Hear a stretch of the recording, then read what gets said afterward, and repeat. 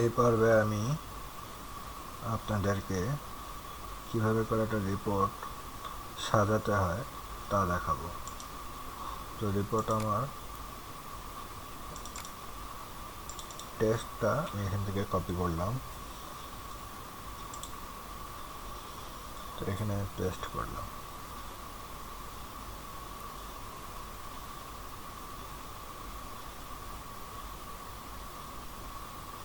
Paste করার পরে আমি প্রথম পেজটাকে বাদ দিব।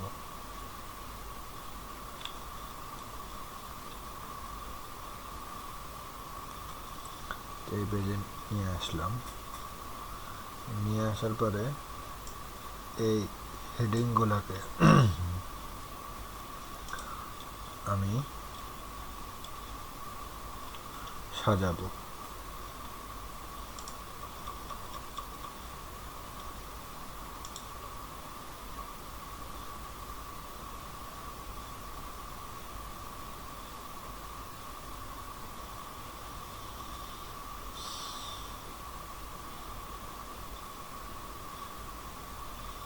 তো ফার্স্টে আমি এটাকে ধরবো, ধরার পরে এটাকে আমি হেডিং 1 দিব। তো এই কারণে এই জায়গায় আসার পরে আমি মাউসের রাইট বাটন ক্লিক করব। ক্লিক করার পরে মডিফাই করার সময় আমি লেফট অ্যালাইন দিলাম। এখান থেকে টেক্সট বা ফন্ট এরিয়াল ব্ল্যাক দেওয়ার পরে এখান থেকে আপনাদের পছন্দ মতো কালার দিবেন। তো এখান থেকে আমি 14 করলাম এবং এটাকে বোল্ড। তো এখন এটা হলো খুব সিম্পল, বাট এর ব্যাকগ্রাউন্ডে আমি কালার দিতে চাই। এখান থেকে আমি বর্ডারে চাপ দেব। বর্ডারে চাপ দেওয়ার পরে আমি শেডিংয়ে যাব। শেডিংয়ে যাওয়ার পরে এটাকে একটা কালার দিব। এই কালারটা দিলাম, এটা না, এটা দিই। দেওয়ার পরে ওকে। আবার যাব বর্ডারে। বর্ডার থেকে এখানে আমি একটা থিম বর্ডার দেব। এটাকে ব্লু করব। ব্লু করার পরে উপরে দেব, নিচে দেব। দেওয়ার পরে ওকে। ফরম্যাট থেকে প্যারাগ্রাফে ক্লিক করলাম। ক্লিক করার পরে এই যে লাইন স্পেস 1.5 দিব। আর এর নিচে এবং এর উপরে তো বিফোরে আছে 12 পিক্সেল আর নিচে 0, তো এটাকে আমি 12 করব। 12 করার পরে উপরের টেক্সট থেকে এটা 12 পয়েন্ট নিচে, আর নিচের টেক্সট থেকে এটা 12 পয়েন্ট নিচে। তারপরে ওকে। এখন টেক্সটটা অনেক উপরে আছে। তো এটা দেওয়ার সাথে সাথেই আমাদের অ্যালাইনমেন্টটা ঠিক হয়ে গেল। যদি আমি চাই ফন্ট চেঞ্জ করতে, যে সবসময় স্মল ক্যাপস হবে, তো এটা এখন বোঝা যাবে না।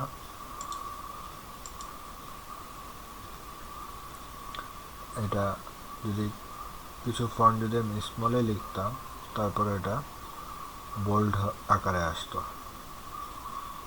তো এখন আমি ওকে দিই। ওকে দেওয়ার পরে আবার ওকে। এখন যদি এটা সিলেক্ট থাকা অবস্থায় আমি যদি এটা দিই 1 হবে। তো এখন আমি যদি এখান থেকে লিখি, এটাকে যদি বড় করি, এটাকে শিফট F3 দিই, তাইলে দেখবেন যে এটা স্মল ক্যাপে আছে, বাট দেখাবে ক্যাপস।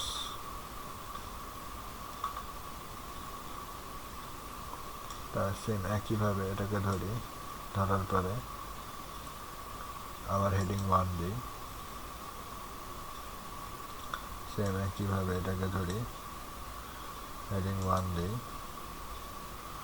একইভাবে এটাকে ধরি, হেডিং 1 দিই। তো এভাবে করে আমরা ডিজাইনগুলি করতে পারি। যেহেতু এটা ইন্ট্রোডাকশন, তারপরে 1.2 আর তার ভিতরে এটা, তো এটাকে আমরা হেডিং 2-তে রাখতে পারি। তো হেডিং 2-তে চাপ ক্লিক না করে লেফট ক্লিক করব, রাইট ক্লিক করব, রাইট ক্লিক করার পরে মডিফাই আমরা এখান থেকে একটা থিম হালকা 12 সাইজের ব্ল্যাক, আর নিচে একটু বর্ডার দেব। আমি এই পাতলা এই বর্ডারটাই নিচ দিয়ে থাকবে। ওকে, আর এটাকে আমরা ইটালিক করে দিতে পারি, এটা হেডিং 2, দেন ওকে।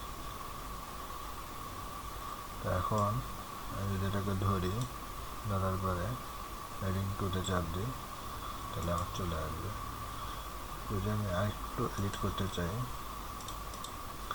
প্যারাগ্রাফ থেকে 6 ওকে ওকে, আবার দিই, তারপরে এটা হলো সেকেন্ড,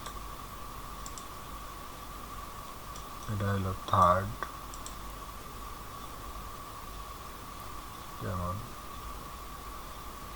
এটা 1.3 হবে না, এটা হবে হেডিং 1-এর আন্ডারে। সেম একইভাবে এটাকেও হেডিং 1-এ দিব, এটা হেডিং 4.1, এটাকে হেডিং 2-তে দিব, এটাকেও সেম 2,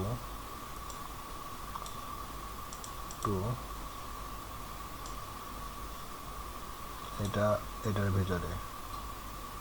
এটাকে আমরা চাইলে হেডিং 3-তে দিতে পারি, হেডিং 3-তেই দিলাম। এটা আবার হেডিং 2, আর এটাকে নিচে পেজে নিয়ে যাব। তো এটা হলো হেডিং 1, সেম একইভাবে এটাও হেডিং 1 হবে। তো এটা করার বড় কারণ হলো এখন আমাদের টেবিল অফ কন্টেন্ট তৈরি করা যাবে খুব সহজে এই কাজটা করার কারণে। তো সর্বপ্রথম আমি পেজ নাম্বার দিব, পেজ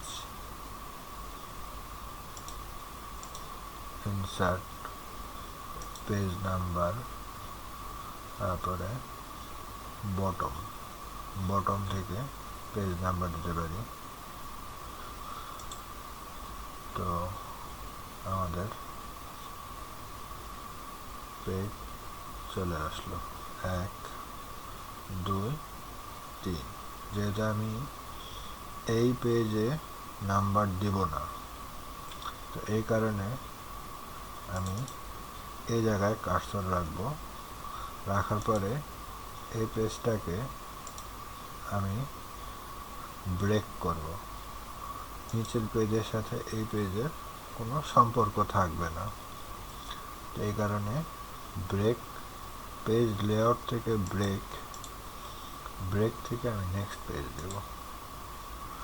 নেক্সট পেজ দেওয়ার পরে আমি ফুটারে আসবো, ফুটারে আসার পরে ডাবল ক্লিক থেকে লিঙ্ক টু প্রিভিয়াস দেব, দেওয়ার পরে আমি এই পেজটাকে ডিলিট করে দেব। ডিলিট করে দেওয়ার পরে এই পেজের নাম্বার 2 হয়ে আছে। তো আমি আবার ইনসার্টে যাব, ইনসার্ট থেকে পেজ নাম্বার, এখন ফরম্যাট পেজ নাম্বার দেব। তো স্টার্ট অ্যাট 1, তো এখন এটা স্টার্ট 1 এবং একইভাবে এটা 2, এটা 3, এটা 4, এটা 5। তো এখন আমি এই জায়গাতে টেবিল অফ কন্টেন্ট দিব। তো সবগুলি পেজ একসাথে দেখার জন্য আমি কন্ট্রোল ধরে যদি স্ক্রল করি তাহলে পেজগুলো অনেক ছোটো ছোটো হবে। এই জায়গায় টেবিল অফ কন্টেন্ট দেওয়ার আগে স্পেস দিয়ে নিই। তো এখন আমি যাব পেজ লেআউট,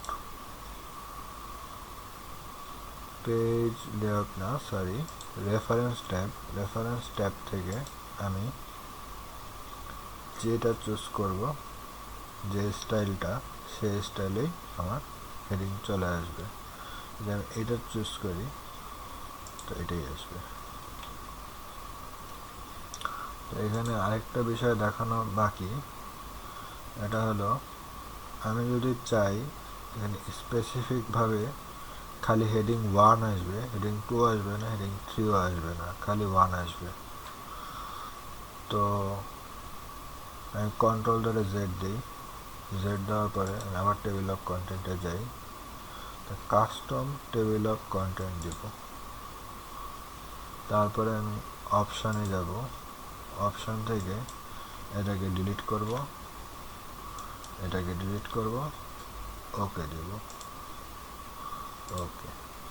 তো এখন আমি দেখতেছি আমার যে হেডিং 1-এর আন্ডারে যা আছে তাই আসছে, হেডিং 2 এবং 3 আসবে না এখানে। তো এটাই হলো টেবিল অফ কন্টেন্ট তৈরি করার সব থেকে সোজা পদ্ধতি, এবং এটাতে আপনাকে হাতও দেওয়া লাগবে না, কারণ আপনি যদি এখান থেকে কিছু চেঞ্জ করেন, সাপোজ এক নলেজ জাস্ট এতটুকু রাখলাম, রাখার পরে এখন যদি আমি এই জায়গায় আসি তাহলে আপডেট ফিল্ড দিই, তাহলে এন্টার টেবিল, তাহলে অতটুকুই হবে। আপনাকে কষ্ট করে আবার টেবিল অফ কন্টেন্ট তৈরি করার প্রয়োজন পড়বে না। তেমনভাবে এখানে কার্সর রেখে ক্লিক করতে থাকি, page 1, page 2, page 3, page 4, page 5। তো আমার ব্ল্যাঙ্ক পেজটা চলে গেছে। তো আমি এটা চাই না, আমি এটা ডিলিট করে দিই, ডিলিট, আমি এটাই চাই।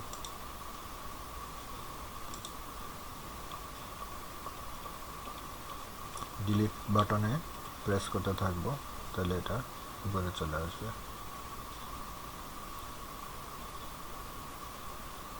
এখানেও কিন্তু কিছু আসেনি। তো এই টিউটোরিয়ালটা এই পর্যন্তই।